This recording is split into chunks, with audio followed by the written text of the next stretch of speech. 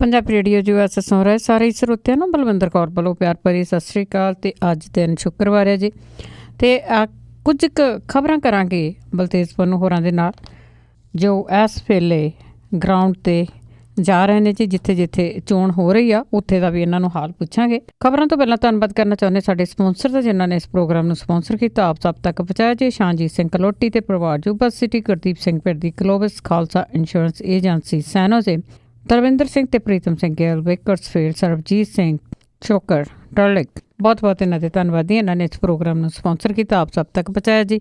ਸਾਡੇ ਨਾਲ ਜੁੜ ਚੁੱਕੇ ਨੇ ਬਲਤੇਜ ਪੰਨੂ ਜੀ। ਸਤਿ ਸ਼੍ਰੀ ਅਕਾਲ, ਸਵਾਗਤ ਹੈ ਜੀ। ਸਤਿ ਸ਼੍ਰੀ ਅਕਾਲ ਜੀ, ਧੰਨਵਾਦ ਜੀ, ਬਹੁਤ ਮਿਹਰਬਾਨੀ। ਤੇ ਬਲਤੇਜ ਪੰਨੂ ਜੀ, ਸਭ ਤੋਂ ਪਹਿਲਾਂ ਤਾਂ ਗੱਲ ਕਰੀਏ ਕਿ ਜਿਹੜੇ NRI ਬਾਹਰਲੇ ਦੇਸ਼ਾਂ ਤੋਂ ਗਏ ਆ ਤੇ ਉਹਨਾਂ ਨੇ ਜਿਹੜੀ ਪ੍ਰਚਾਰ ਮੁਹਿੰਮ ਆ ਉਸ ਨੂੰ ਹਲਾਰਾ ਦਿੱਤਾ ਆ। ਉਹ ਥਾਂ ਥਾਂ 'ਤੇ ਜਾ ਕੇ ਲੋਕਾਂ ਨੂੰ ਦੱਸ ਰਹੇ ਆ ਕਿ ਆਪਣਾ ਰਾਜ ਤੁਸੀਂ ਕਿਸ ਤਰ੍ਹਾਂ ਬਦਲ ਸਕਦੇ ਆ, ਕਿਸ ਤਰ੍ਹਾਂ ਕੀ ਕਰ ਸਕਦੇ ਆ। ਪਰ ਹੁਣ ਵਿਰੋਧੀ ਪਾਰਟੀਆਂ ਦੇ ਉਹ ਅੱਖਾਂ 'ਚ ਰੜਕਣ ਲੱਗੇ।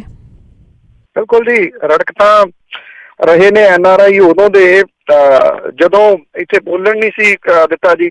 ਕਦੀ ਉਹਨਾਂ ਨੂੰ ਅੱਤਵਾਦੀ ਦੱਸਿਆ ਜਾ ਰਿਹਾ ਹੈ, ਕਦੀ ਕੁਛ ਜਿਹੜਾ ਜੀ ਉਹ ਦੱਸਿਆ ਜਾ ਰਿਹਾ, ਪਰ ਕਮੀ ਨਹੀਂ ਆ ਰਹੀ। ਜਿਹੜੇ ਪ੍ਰਵਾਸੀ ਨੇ ਜੀ ਉਹ ਡਰ ਡੁੱਕਰ ਤੋਂ ਬਿਨਾਂ ਜਿਹੜਾ ਜੀ ਵੱਡੀ ਗਿਣਤੀ ਦੇ ਵਿੱਚ ਇੱਥੇ ਅਰਾਈਵ ਕਰ ਰਹੇ ਨੇ। ਜਹਾਜ਼ਾਂ ਦੇ ਵਿੱਚ 200 150 ਦੇ ਕਾਫਲੇ ਬਣਾ ਕੇ ਵੀ ਆ ਰਹੇ ਨੇ, ਤੇ ਇੰਡੀਵਿਜੂਅਲ ਤੌਰ ਦੇ ਉੱਤੇ ਪਿੰਡਾਂ ਦੇ ਵਿੱਚ ਜਿਹੜਾ ਜੀ ਉਹ ਆ ਕੇ ਡਟੇ ਹੋਏ ਨੇ।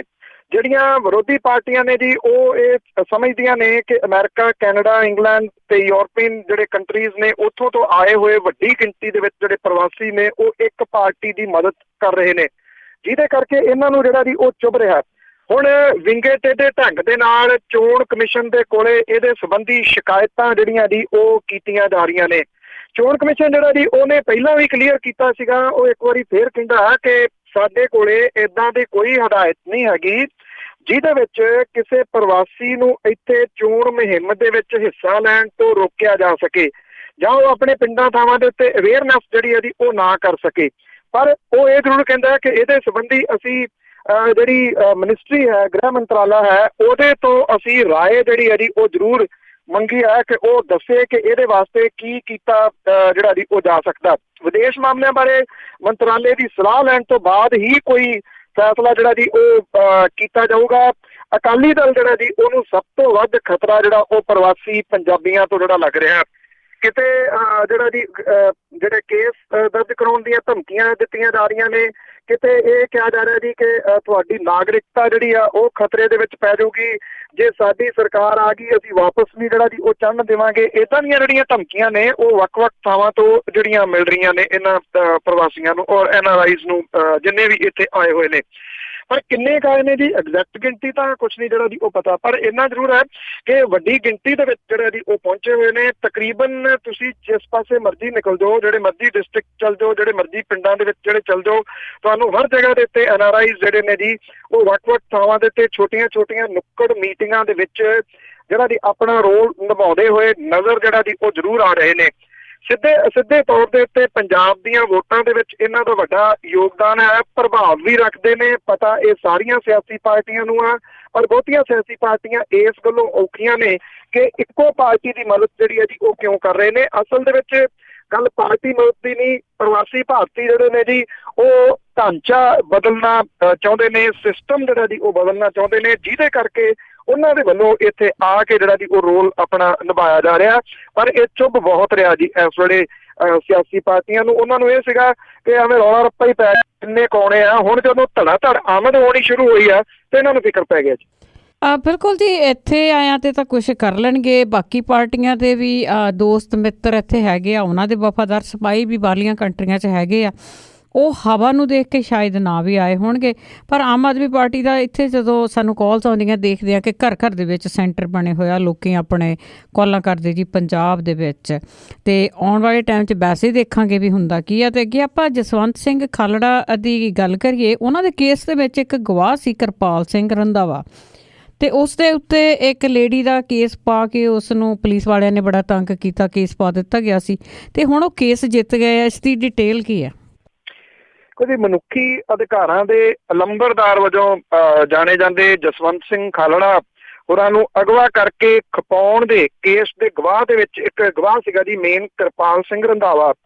ਉਹਨੂੰ ਰੇਪ ਦੇ ਝੂਠੇ ਕੇਸ ਦੇ ਵਿੱਚ ਜਿਹੜਾ ਜੀ ਉਹ ਫਸਾ ਲਿਆ ਗਿਆ ਸੀਗਾ। ਔਰ ਇਹ ਕੇਸ ਦੇ ਵਿੱਚੋਂ ਬਰੀ ਹੋਣ ਤੋਂ ਬਾਅਦ ਉਹਨੇ ਜਿਹੜਾ ਜੀ ਡੈਫੇਮੇਸ਼ਨ ਪਾਈ ਸੀਗੀ ਇਹਨਾਂ ਸਾਰੇ ਲੋਕਾਂ ਦੇ ਉੱਤੇ। ਇਹਦਾ ਪਟਿਆਲੇ ਦੀ ਅਦਾਲਤ ਨੇ ਫੈਸਲਾ ਜਿਹੜਾ ਜੀ ਉਹ ਦਿੱਤਾ। ਪਟਿਆਲੇ ਦੇ ਜੁਡੀਸ਼ੀਅਲ ਮੈਜਿਸਟਰੇਟ ਸੁਖਵਿੰਦਰ ਸਿੰਘ ਹੋਰਾਂ ਦੀ ਅਦਾਲਤ ਦੇ ਵੱਲੋਂ ਜਿਹੜੇ ਜਾਰੀ ਕੀਤੇ ਗਏ ਹੁਕਮ ਨੇ, ਇਹਦੇ ਵਿੱਚ ਇਹ ਕਿਹਾ ਗਿਆ ਜੀ ਕਿ 49 ਲੱਖ ਰੁਪਏ ਦਾ 49 ਲੱਖ ਦਾ ਜਿਹੜਾ ਜੀ ਮੁਆਵਜ਼ਾ ਇਹਨੂੰ ਦਿੱਤਾ ਜਾਵੇ, ਜਿਹਦੇ ਤੇ ਝੂਠਾ ਰੇਪ ਦਾ ਪਰਚਾ ਜਿਹੜਾ ਉਹ ਪਾਇਆ ਗਿਆ ਸੀਗਾ ਜੀ। 5 ਪੁਲਿਸ ਅਧਿਕਾਰੀਆਂ ਸਣੇ 7 ਜਾਣਿਆਂ ਨੂੰ 2 ਮਹੀਨੇ ਦੇ ਅੰਦਰ ਇਹ ਅਦਾਇਗੀ ਜਿਹੜੀ ਆ ਜੀ ਉਹ ਕਰਨੀ ਹੋਊਗੀ। ਇਹਨਾਂ 7 ਜਾਣਿਆਂ ਦੇ ਵਿੱਚੋਂ ADGP ਰਜਿੰਦਰ ਸਿੰਘ ਤੇ ਇੰਸਪੈਕਟਰ ਸ਼ਮਸ਼ੇਰ ਸਿੰਘ ਗੁੱਡੂ ਤਾਂ ਰਿਟਾਇਰ ਹੋ ਚੁੱਕਿਆ ਹੈ। ਬਾਕੀ 3 ਪੁਲਿਸ ਵਾਲਿਆਂ ਦੇ ਵਿੱਚ IG ਪਰਮਰਾਜ ਸਿੰਘ ਉਮਰਾ ਨੰਗਲ, 2 ਅਧਿਕਾਰੀ ਸਰਬਜੀਤ ਸਿੰਘ ਚੀਮਾ ਤੇ ਜੈਪਾਲ ਸਿੰਘ ਸ਼ਾਮਲ ਹੈ। ਝੂਠੀ ਸ਼ਿਕਾਇਤ ਦਰਜ ਕਰਨ ਵਾਲੀ ਔਰਤ ਗੁਰਮੀਤ ਕੌਰ ਤੇ ਇੱਕ ਜਿਹੜਾ ਇਹਦਾ ਸਾਥੀ ਸੀਗਾ ਜੀ, ਇੱਥੇ ਉਹ ਐਕਚੁਅਲੀ ਪੱਤਰਕਾਰੀ ਦੇ ਨਾਂ ਦੇ ਉੱਤੇ ਲਾਨਤ ਜੀ ਸਾਰੇ ਉਹਨੂੰ ਜਾਣਦੇ ਨੇ, ਪ੍ਰਵੀਨ ਕੋਮਲ, ਉਹਦਾ ਨਾਮ ਵੀ ਇਹਦੇ ਵਿੱਚ ਸ਼ਾਮਲ ਹੈ, ਜਿਨ੍ਹਾਂ ਨੂੰ 7-7 ਲੱਖ ਰੁਪਏ ਦਾ ਜੁਰਮਾਨਾ ਜਿਹੜਾ ਜੀ ਇਹ ਜਮ੍ਹਾਂ ਕਰਾਉਣਾ ਪਊਗਾ 2 ਮਹੀਨੇ ਦੇ ਵਿੱਚ। ਜਿਹੜੀ CBI ਦੀ ਅਦਾਲਤ ਦੇ ਵਿੱਚ ਜਿਹੜਾ ਇਹ ਕੇਸ ਉਦੋਂ ਜਿਹੜਾ ਚੱਲਿਆ ਸੀਗਾ। ਔਰ 28 ਜੁਲਾਈ 2003 ਨੂੰ ਕਿਰਪਾਲ ਸਿੰਘ ਰੰਧਾਵਾ ਜਦੋਂ ਪਟਿਆਲਾ ਆਇਆ ਹੋਇਆ ਸੀਗਾ ਤਾਂ ਗੁਰਮੀਤ ਕੌਰ ਦੀ ਸ਼ਿਕਾਇਤ ਦੇ ਉੱਤੇ ਥਾਣਾ ਸਦਰ ਪਟਿਆਲਾ ਦੇ ਵਿੱਚ ਉਹਦੇ ਖਿਲਾਫ ਰੇਪ ਕੇਸ ਦਰਜ ਕੀਤਾ ਗਿਆ ਸੀਗਾ। ਦੋਸ਼ ਸਾਬਤ ਨਹੀਂ ਹੋਏ। ਅਦਾਲਤ ਨੇ 22 ਦਸੰਬਰ 2007 ਨੂੰ ਉਹਨੇ ਜਿਹੜੇ ਉਹ ਬਰੀ ਕਰ ਦਿੱਤਾ ਸੀਗਾ।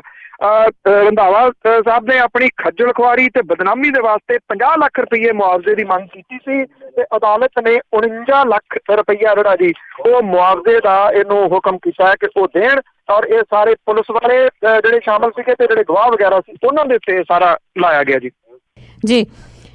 ਤੇ ਅੱਗੇ ਆਪਾਂ ਗੱਲ ਕਰਦੇ ਹਾਂ ਜੀ ਨਵਜੋਤ ਸਿੱਧੂ ਦੀ। ਉਸ ਨੇ ਅਕਾਲੀ ਦਲ ਨੂੰ ਰਗੜੇ ਲਾਉਣੇ ਸ਼ੁਰੂ ਕੀਤੇ। ਬਿਲਕੁਲ ਜੀ, ਰਗੜੇ ਤਾਂ ਜਿਹੜਾ ਜੀ ਉਹ ਲਾ ਰਹੇ ਨੇ, ਜਿਹੜੇ ਕਾਰਟੂਨ ਦੇ ਰੂਪ ਦੇ ਵਿੱਚ ਵੀ ਉਹ ਛਾਏ ਹੋਏ ਨੇ। ਇਹ ਕਿਹਾ ਜਾਏ ਕਿ ਨਵਜੋਤ ਸਿੰਘ ਸਿੱਧੂ ਹੋਰਾਂ ਦੇ ਤਾਂ ਉਹੀ ਨੇ, ਸਟਾਈਲ ਵੀ ਉਹੀ ਆ, ਪਾਰਟੀ ਜਿਹੜੀ ਆ ਜੀ ਉਹ ਬਦਲੀ ਹੋਈ ਆ। ਉਹਦੇ ਵਾਸਤੇ ਨਵਜੋਤ ਸਿੰਘ ਸਿੱਧੂ ਹੋਰੀ ਇਹਨਾਂ ਰਗੜਿਆਂ ਤੋਂ ਇਲਾਵਾ ਸੋਸ਼ਲ ਮੀਡੀਆ ਦੇ ਉੱਤੇ ਉਹਨਾਂ ਦੇ ਪੁਰਾਣੇ ਕਾਂਗਰਸ ਵਾਸਤੇ ਜਿਹੜੇ ਦਿੱਤੇ ਗਏ ਬਿਆਨ ਆ ਉਹਨਾਂ ਨੂੰ ਲੈ ਕੇ ਵੀ ਵਾਹਵਾ ਚਰਚਾ ਦੇ ਵਿੱਚ ਨੇ। ਚੰਡੀਗੜ੍ਹ ਦੀ ਪ੍ਰੈਸ ਕਾਨਫਰੰਸ ਦੇ ਵਿੱਚ ਨਵਜੋਤ ਸਿੰਘ ਸਿੱਧੂ ਹੋਰਾਂ ਨੇ ਇੱਕ ਸਿਆਸੀ ਹੱਲਾ ਜਿਹੜਾ ਜੀ ਉਹ ਅਕਾਲੀਆਂ ਦੇ ਉੱਤੇ ਬੋਲਦਿਆਂ ਹੋਇਆ ਇਹ ਗੱਲ ਕਹੀ ਹੈ ਕਿ ਬਾਦਲਾਂ ਨੇ ਸੂਬੇ ਨੂੰ ਲੁੱਟ ਕੇ ਆਪਣਾ ਘਰ ਭਰ ਲਿਆ।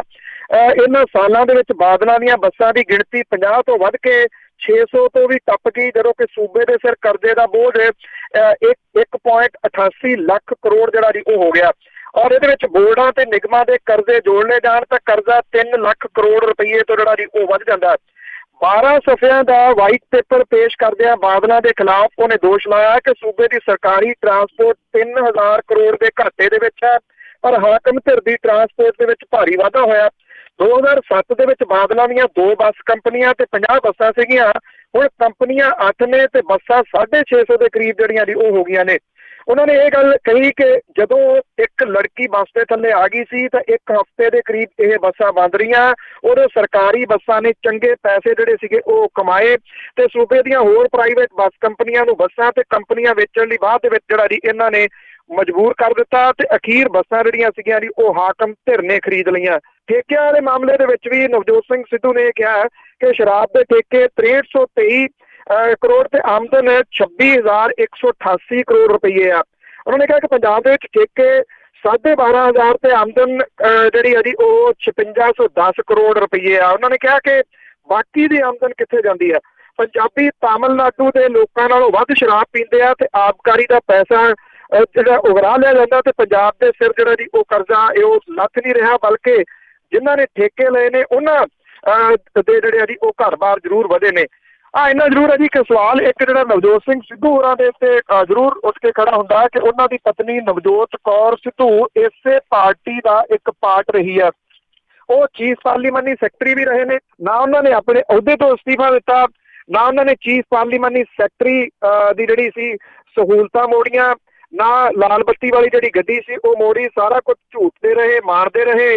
ਹੁਣ ਜਦੋਂ ਟਰਮ ਪੂਰੀ ਹੋ ਗਈ ਹੈ, ਇਹ ਸਾਰੇ ਦੋਸ਼ ਤਾਂ ਉਦੋਂ ਵੀ ਲੱਗਦੇ ਸੀਗੇ। ਵੱਖ-ਵੱਖ ਸਿਆਸੀ ਪਾਰਟੀਆਂ ਜਾਂ ਜਿਹੜੀ ਆਮ ਆਦਮੀ ਪਾਰਟੀ ਆ ਉਹਨੇ ਤਾਂ ਕਿੰਨੀ ਵਾਰੀ ਤੱਥਾਂ ਦੇ ਸਹਿਤ ਇਹ ਸਾਰੇ ਦੇ ਸਾਰੇ ਦੋਸ਼ ਜਿਹੜੇ ਆ ਉਹ ਦੁਹਰਾਏ ਆ। ਪਰ ਹੁਣ ਨਵਜੋਤ ਸਿੰਘ ਸਿੱਧੂ ਹੋਰੀ ਕਹਿੰਦੇ ਜੀ ਲੁੱਟ ਕੇ ਖਾ ਗਏ ਪੰਜਾਬ ਨੂੰ। ਜੇ ਲੁੱਟ ਕੇ ਖਾ ਗਏ ਤਾਂ ਸਿੱਧੂ ਸਾਹਿਬ ਇੰਨੀ ਦੇਰ ਤੱਕ ਚੁੱਪ ਕਿਉਂ ਰਹੇ? ਉਹ ਕਿੱਥੇ ਬੈਠੇ ਰਹੇ ਜੀ? ਕੀ ਸਿਰਫ ਚੋਣਾਂ ਦੀ ਉਡੀਕ ਕਰਦੇ ਸੀਗੇ ਜਾਂ ਚੋਣ ਜ਼ਾਬਤੇ ਦੀ? ਹਾਂਜੀ ਬਿਲਕੁਲ, ਜੁਮਲੇ ਛੱਡਣੇ ਆ ਤੇ ਉਹ ਆ ਗਏ ਆ ਜੁਮਲੇ ਛੱਡਣ ਵੀ। ਤੇ ਅੱਗੇ ਆਪਾਂ ਕੈਪਟਨ ਅਮਰਿੰਦਰ ਗਿੱਲ ਦੀ ਅਮਰਿੰਦਰ ਦੀ ਗੱਲ ਕਰੀਏ ਕਿ ਉਸ ਦੀ ਪੋਤਰੀ ਵੀ ਉਸਦੇ ਚੋਣ ਪ੍ਰਚਾਰ ਲਈ ਨਿਕਲੇ। ਕੋਈ ਕੈਪਟਨ ਅਮਰਿੰਦਰ ਸਿੰਘ ਹੋਰਾਂ ਦੇ ਬੇਟੇ ਰਣਿੰਦਰ ਸਿੰਘ ਟਿੱਕੂ ਦੀ ਜਿਹੜੀ ਬੇਟੀ ਆ, ਉਹ ਆਪਣੇ ਦਾਦੇ ਦੇ ਵਾਸਤੇ ਚੋਣ ਪ੍ਰਚਾਰ ਦੇ ਵਿੱਚ ਜਿਹੜੀ ਆ ਜੀ ਉਹ ਕੁੱਦੀ ਆ। 21 ਸਾਲ ਦੀ ਜਿਹੜੀ ਇਹ ਹੈ ਬੀਬਾ ਜੀ ਹਰਿੰਦਰ ਕੌਰ, ਇੱਥੇ ਪਟਿਆਲੇ ਦੇ ਵਿੱਚ ਇੱਕ ਜਿਹੜਾ ਹੈ ਜੀ ਇੱਥੇ ਜਿਹੜੀ ਕਲਚਰ ਹੈ ਉਸ ਬੋਲੀ ਦੇ ਤਹਿਤ ਜਿਹੜੀ ਲੜਕੀ ਆ ਘਰ ਦੀ, ਉਹਨੂੰ ਬੀਬਾ ਜੀ ਕਿਹਾ ਜਾਂਦਾ ਹੈ, ਜਿਹੜਾ ਲੜਕਾ ਹੈ ਉਹਨੂੰ ਕਾਕਾ ਜੀ ਕਿਹਾ ਜਾਂਦਾ ਜੀ। 2 ਸਾਲ ਤੋਂ ਉਹ ਆਪਣੀ ਵਿਰਾਸਤ ਜਿਹੜੀ ਆ ਜੀ ਉਹਨੂੰ ਸਮਝਣ ਦੇ ਯਤਨਾਂ ਵਿੱਚ ਹੈ। ਇਹ ਕਿਹਾ ਜਾ ਰਿਹਾ ਜੀ ਕਿ ਕੈਪਟਨ ਅਮਰਿੰਦਰ ਸਿੰਘ ਹੋਰੀ ਉਹਨੂੰ ਰਾਜਨੀਤੀ ਦੇ ਕੁਝ ਗੁਰ ਜਿਹੜੇ ਆ ਜੀ ਉਹ ਸਿਖਾਉਂਦੇ ਰਹੇ ਨੇ। ਫੈਸ਼ਨ ਐਕਸਪੋਰਟ ਹਾਊਸ ਰਾਣੀਕਾ ਐਕਸਪੋਰਟ ਦੇ ਵਿੱਚ ਉਹਨੇ ਇੰਟਰਨਸ਼ਿਪ ਜਿਹੜੀ ਆ ਜੀ ਉਹ ਕੀਤੀ ਹੋਈ ਆ। ਇਹ ਪਹਿਲੀ ਵਾਰੀ ਹੋਊਗਾ ਜੀ ਕਿ ਕੈਪਟਨ ਅਮਰਿੰਦਰ ਸਿੰਘ ਹੋਰਾਂ ਦੀ ਜਿਹੜੀ ਪੋਤਰੀ ਆ ਉਹ ਉਹਨਾਂ ਦੇ ਵਾਸਤੇ ਚੋਣ ਪ੍ਰਚਾਰ ਜਿਹੜੀ ਆ ਜੀ ਉਹ ਕਰੂਗੀ। ਕੈਂਪੇਨਿੰਗ ਦੇ ਦੌਰਾਨ ਪੰਜਾਬ ਦੇ ਅੰਦਰੂਨੀ ਇਲਾਕਿਆਂ ਦੇ ਵਿੱਚ ਜਾਂਦੇ ਆ, ਜਿਹੜੀ ਸ਼ਹਿਰ ਹੈ ਉਹ ਟ੍ਰੈਡੀਸ਼ਨਲ ਕੱਪੜੇ ਪਾਉਂਦੀ ਆ, ਪਰ ਜਿਹੜੀ ਆ ਜੀ ਉਹਦੀ ਪਰਸਨਲ ਜਿਹੜਾ ਸਟਾਈਲ ਆ ਜੀ ਉਹ ਮਾਡਰਨ ਕੱਪੜਿਆਂ ਦੇ ਵਿੱਚ ਜਿਹੜੀ ਉਹ ਅਕਸਰ ਦਿਸਦੀ ਆ। ਹੁਣ ਵੇਖਣਾ ਇਹ ਹੋਊਗਾ ਕਿ ਇਸ ਸ਼ਾਹੀ ਖਾਨਦਾਨ ਦੀ ਜਿਹੜੀ ਨਵੀਂ ਜਨਰੇਸ਼ਨ ਹੈ ਉਹ ਕਿੱਡਾ ਕੁ ਵੱਡਾ ਰੋਲ ਜਿਹੜਾ ਜੀ ਉਹ ਅਦਾ ਕਰ ਸਕਦੀ ਆ ਪਟਿਆਲੇ ਵਾਲੀ ਇਲੈਕਸ਼ਨ ਦੇ ਵਿੱਚ। ਕੈਪਟਨ ਅਮਰਿੰਦਰ ਸਿੰਘ ਹੋਰੀ ਕਿਉਂਕਿ ਉਹਨਾਂ ਨੇ ਜਾਣਾ ਜੀ ਬਾਕੀ ਪੰਜਾਬ ਦੇ ਵਿੱਚ ਵੀ, ਪਰਨੀਤ ਕੌਰ ਹੋਰਾਂ ਨੇ ਉਹਨਾਂ ਦਾ ਮੋਰਚਾ ਜਿਹੜਾ ਜੀ ਪਟਿਆਲੇ ਦੇ ਵਿੱਚ ਸੰਭਾਲਿਆ ਹੋਇਆ, ਪਰ ਇਸ ਮਹਿਲਾ ਨੂੰ ਇਸ ਵਾਰੀ ਫੇਰ ਜਿਹੜਾ ਜੀ ਪਟਿਆਲੇ ਸ਼ਹਿਰ ਦੇ ਅੰਦਰੋਂ ਵਿਰੋਧਤਾ ਦਾ ਸਾਹਮਣਾ ਵੀ ਕਰਨਾ ਪੈ ਰਿਹਾ, ਠੀਕ ਉਸੇ ਤਰੀਕੇ ਦੇ ਨਾਲ ਜਿਵੇਂ ਲੋਕ ਸਭਾ ਚੋਣਾਂ ਦੇ ਦੌਰਾਨ ਪਰਨੀਤ ਕੌਰ ਹੋਰਾਂ ਨੂੰ ਕਰਨਾ ਪਿਆ ਸੀਗਾ ਤੇ ਉਹ ਡਾਕਟਰ ਧਰਮਵੀਰ ਗਾਂਧੀ ਤੋਂ ਹਾਰ ਗਏ ਸਨ। ਅਤੇ ਜੀ ਅੱਗੇ ਆਪਾਂ ਗੱਲ ਕਰਦੇ ਹਾਂ ਭਾਰਤੀ ਜਨਤਾ ਪਾਰਟੀ ਦੀ, ਤੇ ਉਸਨੇ ਸੁਖਬੀਰ ਬਾਦਲ ਤੇ ਜ਼ੋਰ ਪਾ ਕੇ ਡੋਡਾ ਨੂੰ ਬਿਠਾਇਆ।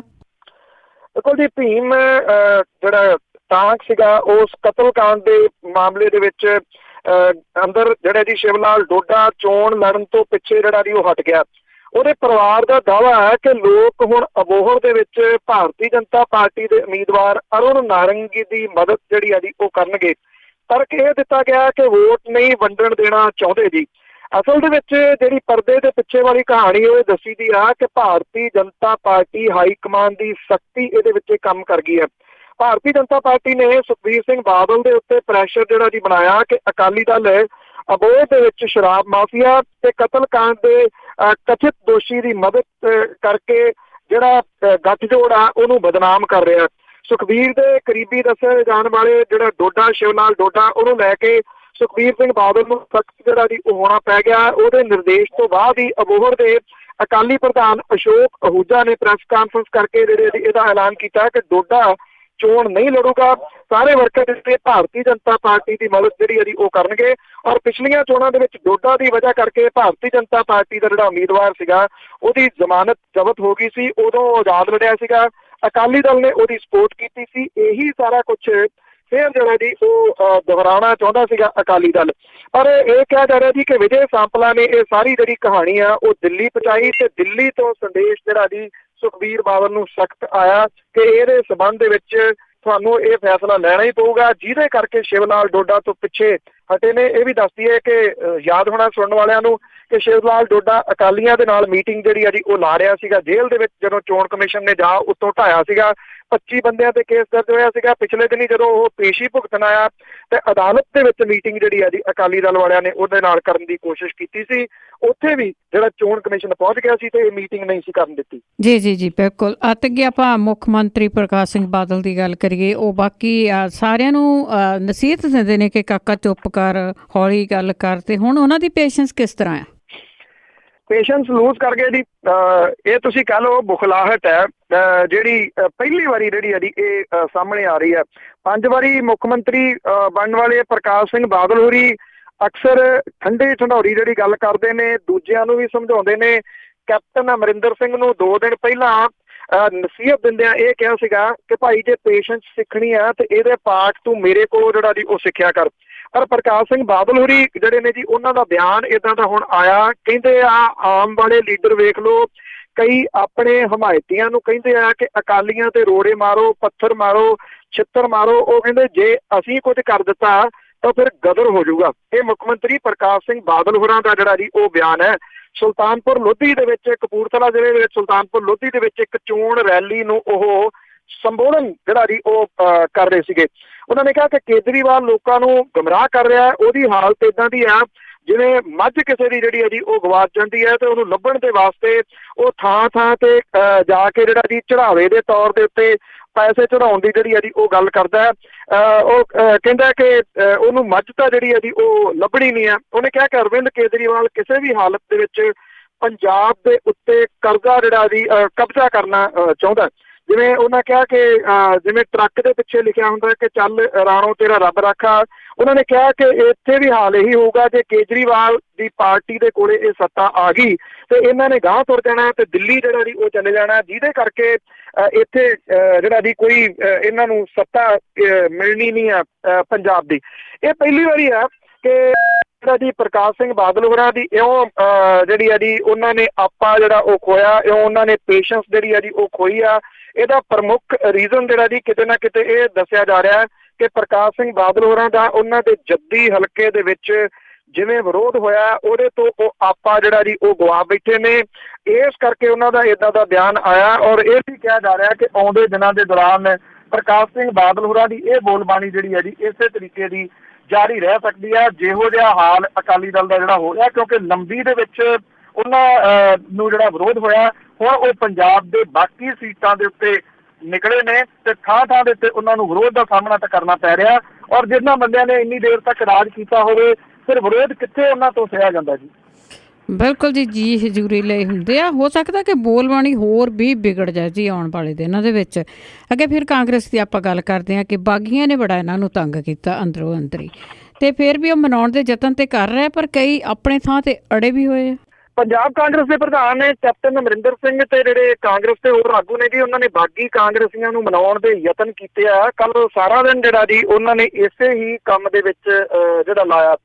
ਕੁਝ ਬਾਗੀ ਜਿਹੜੇ ਨੇ ਕਾਂਗਰਸ ਦੇ ਜਿਹੜੇ ਪ੍ਰਧਾਨ ਨੇ ਪੰਜਾਬ ਦੇ ਤੇ ਪੰਜਾਬ ਮਾਮਲਿਆਂ ਦੇ ਇੰਚਾਰਜ ਆਸ਼ਾ ਕੁਮਾਰੀ, ਉਹਨਾਂ ਦੇ ਕਹਿਣ ਦੇ ਉੱਤੇ ਕੁਝ ਬਾਗੀ ਜਿਹੜੇ ਨੇ ਉਹ ਠੰਡੇ ਵੀ ਪਏ ਨੇ, ਪਰ ਕੁਝ ਜਿਹੜੇ ਡਟ ਗਏ ਉਹਨਾਂ ਨੂੰ ਪਾਰਟੀ ਦੇ ਵਿੱਚੋਂ ਕੱਢਣ ਦੀ ਚੇਤਾਵਨੀ ਜਿਹੜੀ ਆ ਜੀ ਉਹ ਦਿੱਤੀ ਗਈ ਆ। ਇਹ ਆਖਿਆ ਗਿਆ ਕਾਂਗਰਸ ਦੇ ਵੱਲੋਂ ਕਿ ਤੁਹਾਨੂੰ ਉਮਰ ਭਰ ਦੇ ਵਾਸਤੇ ਕੱਢ ਦਿਆਂਗੇ, ਮੁੜ ਕੇ ਜਿਹੜਾ ਜੀ ਵਾਪਸ ਕਾਂਗਰਸ ਦੇ ਵਿੱਚ ਤੁਹਾਨੂੰ ਜਿਹੜਾ ਜੀ ਉਹ ਲਵਾਂਗੇ ਨਹੀਂ।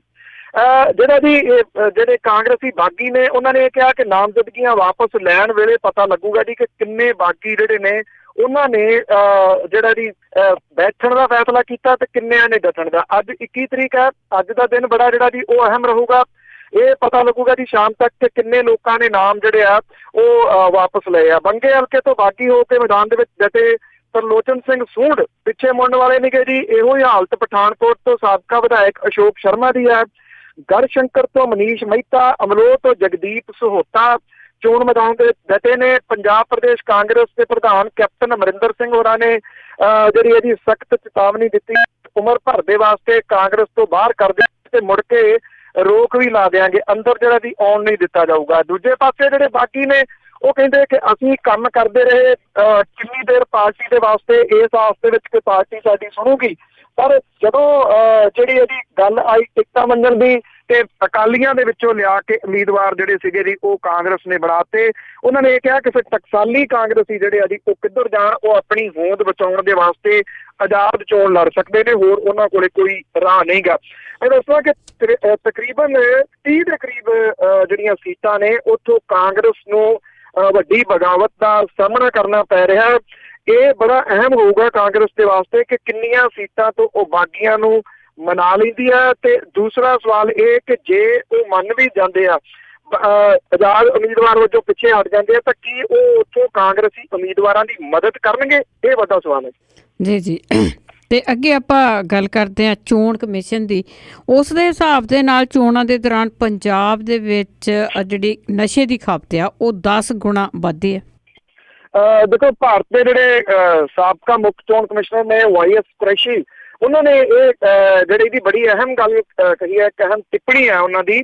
ਉਹ ਕਹਿੰਦੇ ਕਿ ਪੰਜਾਬ ਦੇ ਵਿੱਚ ਚੋਣਾਂ ਦੇ ਦੌਰਾਨ ਨਸ਼ਿਆਂ ਦੀ ਖਪਤ ਆਮ ਨਾਲੋਂ 10 ਗੁਣਾ ਵੱਧ ਜਾਂਦੀ ਆ।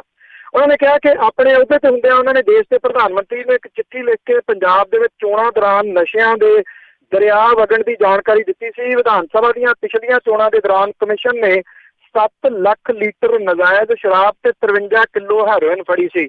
ਉਹਨਾਂ ਨੇ ਇਹ ਗੱਲ ਕਹੀ ਹੈ ਕਿ ਪੰਜਾਬ ਦੇ ਵਿੱਚ ਯੂਪੀ ਤੇ ਬਿਹਾਰ ਦੇ ਵਾਂਗੂ ਬੂਥਾਂ ਦੇ ਉੱਤੇ ਕਬਜ਼ੇ ਕਰਨ ਦੀਆਂ ਬਹੁਤ ਜ਼ਿਆਦਾ ਘਟਨਾਵਾਂ ਨਹੀਂ ਹੁੰਦੀਆਂ, ਜਿਹਦੇ ਕਰਕੇ ਪੰਜਾਬ ਦੇ ਵਿੱਚ ਚੋਣਾਂ ਵੱਖ-ਵੱਖ ਪੜਾਵਾਂ ਦੇ ਵਿੱਚ ਕਰਾਉਣ ਦੀ ਜ਼ਰੂਰਤ ਨਹੀਂ ਪੈਂਦੀ।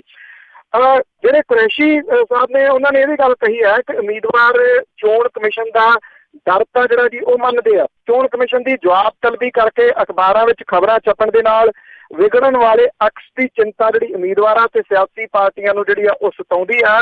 ਉਹਨਾਂ ਨੇ ਕਿਹਾ ਕਿ ਸੋਸ਼ਲ ਮੀਡੀਆ ਦੀ ਚਾਹੇ ਚੋਣਾਂ ਦੇ ਵਿੱਚ ਅਹਿਮ ਭੂਮਿਕਾ ਹੈ, ਪਰ ਇਹਦੇ ਉੱਤੇ ਲਗਾਮ ਜਿਹੜੀ ਹੈ ਜੀ ਉਹ ਲੱਗਣੀ ਚਾਹੀਦੀ ਆ। ਤੇ ਇਹ ਵੀ ਕਿਹਾ ਕਿ ਇੱਕ ਉਮੀਦਵਾਰ 2 ਹਲਕਿਆਂ ਤੋਂ ਚੋਣ ਲੜਨ ਦੇ ਹੱਕ ਦੇ ਵਿੱਚ ਉਹ ਨਹੀਂ ਹੈਗੇ। ਉਹਨਾਂ ਨੇ ਕਿਹਾ ਕਿ ਇਹਦੇ ਵਾਸਤੇ ਜਿਹੜਾ ਜੀ ਇਹ ਜ਼ਰੂਰ ਚੋਣ ਕਮਿਸ਼ਨ ਨੂੰ ਸੋਚਣਾ ਚਾਹੀਦਾ ਹੈ ਕਿ ਉਹ ਭਾਰਤ ਦੀ ਸਰਕਾਰ ਨੂੰ ਇਸ ਗੱਲ ਨੂੰ ਮਨਾਉਣ ਦੇ ਵਾਸਤੇ ਮਜਬੂਰ ਕਰੇ ਕਿ 2 ਥਾਵਾਂ ਤੋਂ ਚੋਣ ਜਿਹੜਾ ਜੀ ਇੱਕ ਉਮੀਦਵਾਰ ਨਾ ਲੜੇ, ਉਹਨੂੰ ਇੱਕੋ ਜਗ੍ਹਾ ਤੋਂ ਚੋਣ ਲੜਨ ਦੀ ਜਿਹੜੀ ਹੈ ਜੀ ਉਹ ਇਜਾਜ਼ਤ ਹੋਣੀ ਚਾਹੀਦੀ ਹੈ। ਜੀ ਤੇ ਬਹੁਤ ਬਹੁਤ ਤੁਹਾਡਾ ਧੰਨਵਾਦ ਹੈ ਜੀ। ਤੇ ਜਾਂਦੇ ਜਾਂਦੇ ਇਹ ਜ਼ਰੂਰ ਦੱਸੋ ਕਿ ਤੁਸੀਂ ਇਸ ਵੇਲੇ ਕਪੂਰਥਲਾ ਦੀ ਧਰਤੀ ਤੇ ਆ ਤੇ ਇੱਥੇ ਦੇ ਹਾਲਾਤ ਕਿਸ ਤਰ੍ਹਾਂ ਦੇ ਆ? ਦੇਖੋ, ਜੇ ਤਾਂ ਸ਼ਹਿਰ ਦੀ ਜਿਹੜੀ ਇਹਦੀ ਉਹ ਗੱਲ ਕਰੀਏ, ਇੱਥੇ ਮੁਕਾਬਲਾ ਜਿਹੜਾ ਜੀ ਉਹ ਕਾਂਗਰਸ ਦੇ ਵਿਚਾਲੇ ਤੇ ਆਮ ਆਦਮੀ ਪਾਰਟੀ ਤੇ ਅਕਾਲੀ ਦਲ ਦੇ ਵਿਚਾਲੇ ਆ। ਪਰ ਸ਼ਹਿਰ ਵਾਲੀ ਸੀਟ ਤੋਂ ਰਾਣਾ ਗੁਰਜੀਤ ਸਿੰਘ ਹੋਰਾਂ ਦਾ ਹੱਥ ਜਿਹੜਾ ਜੀ ਉਹ ਉੱਪਰ ਕਿਹਾ ਜਾ ਸਕਦਾ। ਚੋਣਾਂ ਲੜਨ ਦੇ ਉਹ ਮਾਹਰ ਜਿਹੜੇ ਆ ਮੰਨੇ ਜਾਂਦੇ ਆ। ਜੇ ਕਪੂਰਥਲੇ ਦੀਆਂ ਦੂਜੀਆਂ ਸੀਟਾਂ ਦੀ ਗੱਲ ਕਰੀਏ, ਭੁਲੱਥ ਹਲਕਾ ਜਿਹੜਾ ਜੀ ਇੱਥੇ ਜਿਹੜੀ ਕਾਂਗਰਸ ਹੈ ਉਹਨੂੰ ਖਮਿਆਜ਼ਾ ਭੁਗਤਣਾ ਪੈ ਰਿਹਾ ਜੀ। ਪਹਿਲਾਂ ਗਲਤ ਬੰਦਾ ਦੇ ਦੇਣ ਦਾ, ਮੁੜ ਕੇ ਉਹਦੀ ਸੀਟ ਬਦਲੀ ਜਿਹੜਾ ਜੀ ਉਹ ਕਰ ਦੇਣ ਦਾ। ਜਗੀਰ ਕੌਰ ਹੋਰਾਂ ਨੂੰ ਚੋਣ ਲੜਨ ਦੀ ਪਰਮਿਸ਼ਨ ਨਹੀਂ ਮਿਲੀ, ਉਹਨਾਂ ਨੇ ਆਪਣੇ ਜਵਾਈ ਨੂੰ ਉਤਾਰਿਆ। ਆਮ ਆਦਮੀ ਪਾਰਟੀ ਵੱਲੋਂ ਸੁਖਪਾਲ ਸਿੰਘ ਖਹਿਰਾ ਉਹਦੀ ਚੋਣ ਲੜ ਰਹੇ ਨੇ। ਪਹਿਲੀਆਂ ਲਿਸਟਾਂ ਦੇ ਵਿੱਚ ਉਹਨਾਂ ਦਾ ਨਾਮ ਆ ਗਿਆ ਸੀਗਾ, ਜਿਹਦੇ ਕਰਕੇ ਉਹਨਾਂ ਨੇ ਆਪਣੀ ਚੋਣ ਮੁਹਿੰਮ ਜਿਹੜੀ ਹੈ ਜੀ ਉਹ ਪੂਰੀ ਮਗਾਈ ਹੋਈ ਆ। ਹੱਥ ਉਹਨਾਂ ਦਾ ਉੱਪਰ ਜਾਪਦਾ ਹੈ। ਇਤਿਹਾਸਕ ਨਗਰ ਜਿਹੜਾ ਸੁਲਤਾਨਪੁਰ ਲੋਧੀ ਹੈ ਜੀ, ਉੱਥੇ ਜਿਹੜੇ ਇੱਕ ਵਾਰੀ ਫੇਰ ਉਪਿੰਦਰਜੀਤ ਕੌਰ ਅਕਾਲੀ ਦਲ ਨੇ ਉਤਾਰੇ ਨੇ। ਪਿਛਲੀ ਵਾਰੀ ਉਹ ਚੋਣ ਹਾਰ ਗਏ ਸੀਗੇ ਚੀਮਾ ਹੋਰਾਂ ਤੋਂ। ਚੀਮਾ ਹੋਰੀ ਫੇਰ ਕਾਂਗਰਸ ਦੇ ਉਮੀਦਵਾਰ ਨੇ। ਉਧਰ ਇੱਕ ਹੋਰ ਚੀਮੇ ਦੇ ਉੱਤੇ ਦਾਅ ਖੇਡਿਆ ਜੀ ਆਮ ਆਦਮੀ ਪਾਰਟੀ ਨੇ। ਸੱਜਣ ਸਿੰਘ ਚੀਮਾ ਜਿਹੜੇ ਕਿ SSP ਵੱਲੋਂ ਜਿਹੜਾ ਜੀ ਰਿਟਾਇਰ ਹੋਏ ਨੇ ਪੰਜਾਬ ਪੁਲਿਸ ਦੇ ਵਿੱਚੋਂ, ਸਾਬਕਾ ਉਹ ਖਿਡਾਰੀ ਨੇ।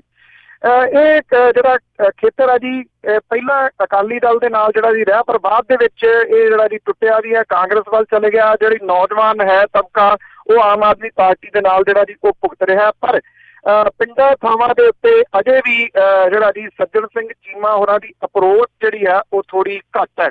ਅਗਲੇ ਦਿਨਾਂ ਦੇ ਦੌਰਾਨ ਜਿਹੜਾ ਜੀ ਇਹ ਮੁਕਾਬਲਾ 2 ਧਿਰੀ ਹੋ ਜਾਣ ਦੇ ਆਸਾਰ ਨੇ ਕਾਂਗਰਸ ਤੇ ਆਮ ਆਦਮੀ ਪਾਰਟੀ ਦੇ ਵਿਚਾਲੇ। ਇਹ ਸੀਟਾਂ ਨੇ ਜੀ ਕਪੂਰਥਲੇ ਦੀਆਂ। ਜਿਹੜੀਆਂ ਬਾਕੀ ਥਾਵਾਂ ਦੇ ਉੱਤੇ ਆ ਜੀ, ਕੱਲ 2 ਡਿਸਟ੍ਰਿਕਟ ਦੇ ਵਿੱਚ ਸੀ ਬਰਨਾਲਾ ਤੇ ਮਾਨਸਾ।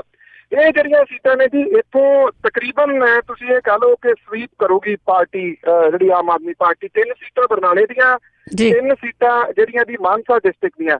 ਇੱਥੇ ਕੋਈ ਮੁਕਾਬਲਾ ਜਿਹੜਾ ਜੀ ਉਹ ਹੈ ਨਹੀਂ ਗਾ। ਸਹੀ ਪੁੱਛੋ ਤਾਂ ਅੱਜ ਦੀ ਤਰੀਕ ਦੇ ਵਿੱਚ, ਕੱਲ ਨੂੰ ਕੋਈ ਸਥਿਤੀ ਬਦਲ ਜਾਵੇ, ਪਾਰਟੀ ਗਲਤੀ ਕਰਦੇ, ਉਮੀਦਵਾਰ ਗਲਤੀ ਕਰ ਦੇਵੇ ਤਾਂ ਜਿਹੜਾ ਸਿਨੈਰੀਓ ਬਦਲ ਸਕਦਾ। ਅਦਰਵਾਈਜ਼ ਉੱਥੇ ਵਨ ਸਾਈਡਡ ਕਹਾਣੀ ਹੈ ਜੀ ਇਹਨਾਂ 2 ਡਿਸਟ੍ਰਿਕਟ ਦੇ ਵਿੱਚ। 3 ਬਰਨਾਲੇ ਦੀਆਂ ਸੀਟਾਂ ਨੇ, 3 ਮਾਨਸਾ ਡਿਸਟ੍ਰਿਕਟ ਦੀਆਂ। ਜੀ ਬਹੁਤ ਬਹੁਤ ਤੁਹਾਡਾ ਧੰਨਵਾਦ ਹੈ। ਤੇ ਕੱਲ ਨੂੰ ਕਿਸੇ ਹੋਰ ਹਲਕੇ ਬਾਰੇ ਤੁਹਾਡੇ ਤੋਂ ਪਤਾ ਕਰਾਂਗੇ। ਬਹੁਤ ਬਹੁਤ ਧੰਨਵਾਦ। ਮਿਹਰਬਾਨੀ ਜੀ, ਧੰਨਵਾਦ ਜੀ, ਸਤਿ ਸ਼੍ਰੀ ਅਕਾਲ। ਸਤਿ ਸ਼੍ਰੀ ਅਕਾਲ ਜੀ। ਸਰੋਤੇ ਸਨ ਬਲਤੇਜ ਪਨੂ ਤੇ ਹੁਣ ਬਲਵਿੰਦਰ ਕੌਰ ਵੱਲੋਂ ਅਗਲੇ ਬੁਲਟਨ ਤੱਕ ਆਪ ਸਭ ਨੂੰ ਪਿਆਰ ਭਰੀ ਸਤਿ ਸ਼੍ਰੀ ਅਕਾਲ।